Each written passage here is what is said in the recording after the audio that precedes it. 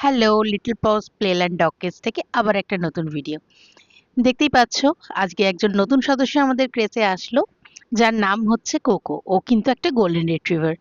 ও আমাদের থেকে pick up facility নিয়েছিল। ও আমাদের ক্রেচে 4 দিনের জন্য কিন্তু থাকবে।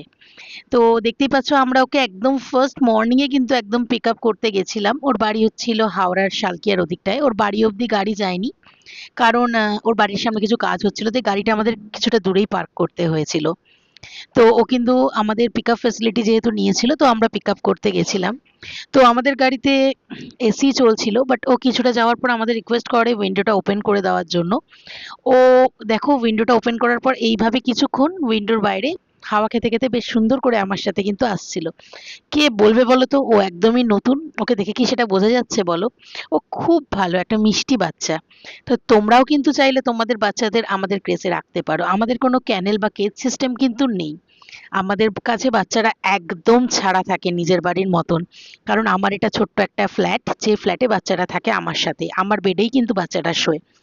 তো তোমরা যারা যারা চাইছো তোমাদের বাচ্চাদের রাখতে বা আমাদের থেকে পিক আপ ড্রপ ফ্যাসিলিটি নিতে, সম্পূর্ণ এসি গাড়িতে হয়, তারা আমাদের সাথে কিন্তু কন্ট্যাক্ট করো।